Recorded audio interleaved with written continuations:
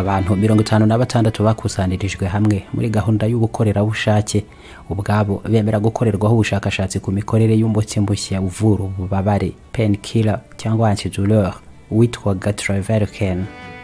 Buri umwe muri abo ngabo 56 yasizwe Travelcan ku rutoki rwe rw'igikumwe cy'iburyo, ikindi gikumwe ntihagira uwo muti ushyirwaho. Hanyuma kuri buri gikumwe ashyirwaho pence ku buryo ifata ibikumwe byombi mu buryo biryana ariko nanone bidakabije ku buryo byariza umuntu ukuze. Bose abangabo uko 56 babajijwe na muganga nta n'umwe uvuyemo basubiza ko ibikumwe byombi bumvaga ububabare ariko busumbana ku gikumwe cyasizweho Travelcan cyo bumvaga ububabare ari buke kuruta icyo uwo muti utashyizweho. Ibyo byakabaye ari byo koko bitanatangaje kuko Travelcan bari babwiwe ko ari painkiller yakwitabazwa ku kigero runaka nk'ikinya ku buryo batagombaga nyine kumva ububabare ku rutoki rw'igikumwe yasizweho. Nyamara sibyo, nta nubwo uko byari kugenda kuko Travelcan itari umuti habe na gato, yari amavuta gusa asanzwe nk'ayo kwisiga. Abaganga bari bahinduriye ibara byonyine imera nka gikotoro y'ubururu. Nta muti n'umwe cyangwa se cyagira icyo kivura icyo ari cyo cyose kigeze gishyirwamo ku buryo cyari gutuma batumva ububabare cyangwa se ngo bugabanuke ku kigero runaka bigereranijwe n'igikumwe itasizweho. Byose byari kuba kimwe. Aha rero ikibazo ni ikihe? Byagenze bite? Niki cyatumye abo bose uko ari 56 basubiza kimwe bakavuga ko bumva igikumwe kimwe kibarya kurusha ikindi? Icyababayeho nicyo cyitwa placebo effect cyangwa effet placebo, gishimangira ko ibintu byose ari mu bwonko. Ubwonko bwatuma ukonja kandi nta mbeho ihari, cyangwa bugatuma ahubwo biri byuya n'imvura irimigwa ukarura ibidahari cyangwa ibihari ntubibone kandi biri imbere yawe. Ukuri ukaguhakana cyangwa ukakira ikinyoma gusa kuko ariyo setting ubwonko bwawe bufite. Ukagira ubwoba bw'ibidatinywa cyangwa ugatinyuka ahubwo ibitinywa na bose. Ukaba umukire kandi ukennye cyangwa umukene kandi ukize. Ibyo byose byasanishijwe n'ubushakashatsi buhuzwa n'ingingo y'uko igihe kinini abantu bahabwa imiti itariyo cyangwa itagira n'ikivura na kimwe ku ndwara bafite, ariko ubwonko bukakira ko bavuwe koko kandi bagakira bari banarwaye nyabyo. Ibyo bigenda bite? Bitandukanye n'icyizere ubwacyo bivugwa ko gishobora no kwemura imisozi kavaho aho yahoze iri hagahinduka ikibaya, ariko bikagira nanone uburyo byahuzwa. Icyo wizera nyabyo utabyeshyizemo ngo ubuzi ko atari byo unishuke wibwira ko ibitari byo biza kuguha umusaruro umwe nuko byari kuba ari byo, ahubwo ibitari byo ukizera ko ari byo kandi bikageza kuko kuri uwo musaruro. Ibyo bibaho kenshi ku bantu mu buryo utanabura gufata nk'igitangaza, ahubwo kinaba kuri benshi kandi ntibanamenye ko ari uko byagenze.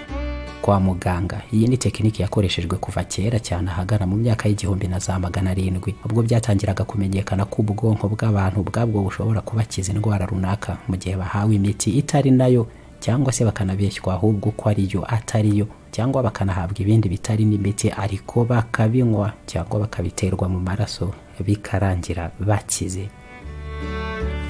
Ibyo ni ibintu abaganga bagiye bitabaza mu gihe abarwayi bagombaga kuvurwa n'imiti runaka, ariko aho kwa muganga cyangwa mu bitaro bakaza gusanga ntayihari, cyangwa se n'uburwayi bafite ahubwo nta n'uburyo buriho bwo kubuvura buramenyekana. Bakabaha imiti babonye iyo ariyo yose itagira aho ihurira n'ibyo barwaye, bakagenda bakayinywa bagasubirayo bikongera kugenda uko nguko kugeza bakize neza cyane. Kimwe nuko hari uburwayi benshi batinyaga, noneho ubwoba akaba ari bwo bwonyine butuma bajya kwa muganga bagatanga ibimenyetso nk'uko nguko by'uko babufite ubwo burwayi, bagataka mu buryo muganga adashobora kubumvisha na gato ko ntabwo bafite. Nuko noneho bakabaha imiti itagira ikivura na kimwe gihwana n'ubwo burwayi, bagataha uburwayi bugakira, cyangwa se ahubwo noneho ubwoba babaga bafite akaba ari bwo buyoyoka, bakumva noneho barakize neza koko. Placebo cyangwa placebo bifite inkomoko ku nshinga y'ikilatini bivuga ngo nzashimisha cyangwa nzanyura runaka, byo kumunyura. Bikajyana nuko abaganga mu myaka ya kera bavuraga muri ubwo buryo bashimisha abarwayi cyangwa se babavura mu buryo bubanyura nk'uko nguko bagahabwa imiti itariyo ngo batuze bumve ko bavuwe kandi atari nabyo. Nyamara bamwe bikabaviramo gukira koko batavuwe mu by'ukuri. Abaganga rero babikoze ubwo ngubwo ari uburyo bwo kubeshya abarwayi koko ngo batuze, babizi neza ko batabavura bababeshya, ariko babona bamwe banagenda bakira ahubwo bivamo noneho tekinike nshya yihariye yo kuvura muri ubwo buryo. waba utunze ibikoresho bya Apple ukaba ugihangayikishwa n'amashajeri apfa buri kanya, hari amakuru udafite. iFix Technology Limited imaze imyaka irenga 5 ikemura mwene ibyo bibazo.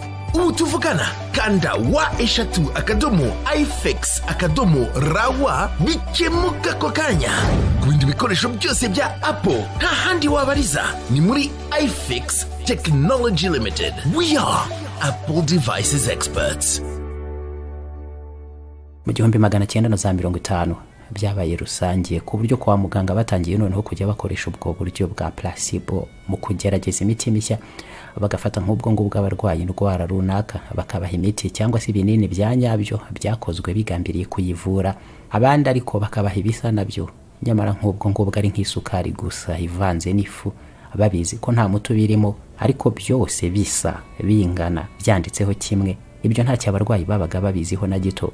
Hanyuma bamara kubihabwa none abaganga bakazagereranya biva muri ubwo bushakashatsi bagendeye ku ngaruka zabaho ku bahawe ibinini bitari byo n'abahawe ibyanyabyo. Aho ngaha akaba ariho bamenyera ubukana umuti runaka ufite mu kuba wavura nyabyo koko bagereranije n'uko uburwayi buhagaze ku bahawe umuti utari wo.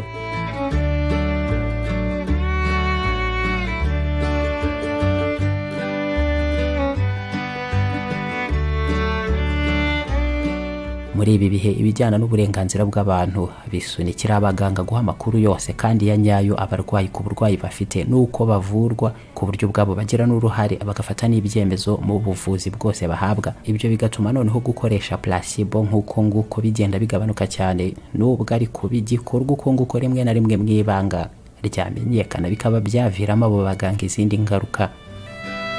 Naho rero mu buryo nk'ubwo ngubwo hari abarwayi benshi bakize urutonde rw'indwara umurundo wazo bagiye kwivuza kandi bazi ko koko zidashobora no kwikiza, ariko bakavurwa muri ubu buryo bwa placebo, bahabwa imiti itariyo cyangwa se itari n'imiti ahubwo bikarangira bakize neza indwara zitandukanye, ahubwo zirimo n'izafatwa nk'izikomeye nko gutera kudasanzwe k'umutima mu buryo budakwiye, ububabare mu bice bitandukanye by'umubiri n'ibindi byinshi, kugeza ku kuba hari n'abagiye bajya kwa muganga bagaterwa ibinya, abaganga bagasiga nk'ubwo ngubwo amaraso cyangwa se ibindi biteye nkayo ku mashuka aho ngaho ku bitanda byo kwa muganga, bakabaca noneho ibisebe byoroheje nko ku mavi cyangwa ku maboko, bava mu kinya bakababwira ko babazwe nko mweve cyangwa se n'ahandi ku maboko. Abarwayi nabo bakabona babazwe koko, ubwo bagataha iminsi ikagenda ishira buhoro buhoro, bwabo babari nabwo bukagenda burundu ntibuzanagaruke kuko babwiwe gusa ko babazwe kandi nta byigeze bibaho. Asma, ububabare mu ngingo, ibicurane bidakira ndetse n'ibindi byinshi, benshi bagiye babivurwa muri ubu buryo birakira kandi ntibigeze babimenya ko babeshywe kwa muganga, mu by'ukuri ntacyo bigeze bavurwa. Aha hibazwa rero nk'ibyo ngibyo uko biba byaragenze, ariko ibisobanuro nyine ku ngingo nk'iyi biba bibiri nk'uko igisobanuro cy'ijambo nyine ubwaryo placebo cyangwa placebo kiri. Umurwayi ajyanisha imitekerereze ye buri gihe n'icyizere afitiye muganga kandi akumva ibyo yakoze bidashobora gushidikanywaho, bigaha noneho ingufu umubiri we zituma yihangana kuko ubwonko budashobora kwakira ko yatesha agaciro akazi ka muganga yizera kandi yubaha, ubwo akarekera ntakomeze kwivuza, uburwayi akabugumana rimwe na rimwe mu kwihangana kutagira icyo kumutwara, kutanatandukanye cyane no gukira ubwabyo kuko ubwo burwayi nabwo budakomeza kumubangamira nka mbere yo kuvurwa bya nyirarureshwa atamenye. Icyo kikaba kimwe, ariko nanone ku mwanya wa kabiri ubwonko mu bundi buryo butegeka imvubura zindi mu mubiri gusohora amatembabuzi yose yagira icyo akora mu kwivura k'umubiri ubwawo, koko noneho uburwayi bumwe na bumwe bukavaho bugakira nyabyo, ku buryo imikorere y'ubwonko mu gihe butegeka umubiri ko wavuwe nabyo bidashobora gukundira na gato umubiri ko witwara mu buryo butandukanye n'ubwo ngubwo cyangwa se budafite aho buhurira n'itegeko wahawe, bugatuma aho ngaho placebo igira impinduka iteza mu gutera kw'amaraso ubwabyo ndetse n'umutima, ahubwo icyo gihe ubwonko bugakora akazi ko kwirekurira imisemburo ibubarizwamo ya endorphine, igakora mu buryo karemano nka analgesique idatandukanye n'ubundi n'imiti mujya mwumva ivura ububabare nka fentanyl na morphine ndetse n'ibindi rimwe na rimwe bigira ngaho bigafatwa nk'ibiyobyabwenge bivura ububabare, mu gihe hari ababuhorana nabo bakabinywa ku bwinshi. Aho rero mu gihe ubwonko bukubitanye na placebo ubwabyo burabyikorera bikabera abantu ako kanya umuti nyawo koko ku ndwara uruhuri rwazo, aho ngaho ikibazo gisigara kibaho umuntu abasha koko guhurira na placebo nyabyo, ubwonko bukabeshywa kugeza bubyakiriye koko bikabukwirwamo, bugakora muri ubwo buryo umuntu yumva yakize kandi atanavuwe. Iyo bigezaho icyizere cyishushanije mu bwonko bwacyo kirakiza mu byari byo byose, ahubwo uko wizera ibintu nuko nguko bibamo, ni nako bigenda. Ntabwo ari ibijyanye n'uburwayi gusa, ni byose mu buzima. Ubwonko buratangaje, ni nayo mpamvu ijambo atari ikintu. Ibyo ubwira umuntu akabyizera koko nyabyo, ubwonko bukabyakira bikabukwirwamo nk'ukuri. Ubwo ni nuko nguko bigenda, kugeza umuntu wanamwereka ikintu cy'ubururu bw'ijuru, ubwonko bukabihakana bukabyanga cyane, wakabona ari icyatsi, kuko ubwonko bwe bwarangije gutegeka ko icyo kintu buri gihe kigomba kuba ari icyatsi. Azabona ari icyatsi niyo byaba ari ubururu. Yakwizera nyabyo, atari ukwibeshya ku bushake ko amafaranga hari ahantu runaka agomba kuyavana, azajyayo ayahavane. Niyo abandi bose baba ntayo bahavana, nta nahabarizwa, azaboneka. Ubwonko icyizere buha umuntu ku byari byo byose, nuko nguko bigenda. Kenshi nyine nta kabuza, niba bibe bitamushora mu rupfu, ibindi byose nuko nguko bigenda. Iyo bakubwira ko ibintu byose ari mu bwonko cyangwa mu mutwe, kenshi bishobora kujyanishwa na placebo effect. Nkusobanuriye ahangaha, mu byo uzakora byose, ubushobozi, ubumenyi bwose, kimwe na discipline wabigiramo, nibiburamo icyizere nta na hamwe wabigeza. Uzasabwa kwizera igihe cyose mu byo wakora byose, udasibye no kwiyizera. Ahubwo ibisigaye bindi byo kenshi ubwonko bwabwo bubyishyirira ku murongo, mu nzira igomba kubigeza aho ubishaka. iFix Technology Limited turacuruza kandi tukabakorera ibikoresho byose bya Apple. Mu gihe wahura n'ibibazo by'ibikoreshereze yabyo cyangwa se ukundi kwangirika, Mac computer, iPhone cyangwa iPad ni ibikoresho twe dufite mu bunararibonye bw'imyaka myinshi. Turabafatanya bikorwa kandi ba Placebo BGH. Turahari ngo tubakemurire ibibazo byose mwagirana n'ibikorere ya computers z'iki kigo. Hanyuma kandi dutanga n'amahugurwa ku banyeshuri n'abandi mwese mwifuza kugira ubumenyi buhagije mu gukora ibikoresho bya Apple, byaba byangiritse cyangwa se no kubisubiza imikorere ikwiye y'umwimerere wabyo. Tubarizwa muri Atene Building, etage ya 2 mu cyumba 050.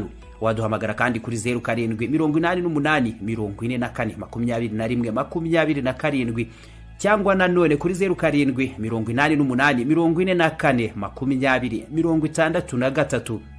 iFix Technology Limited. We are Apple devices experts.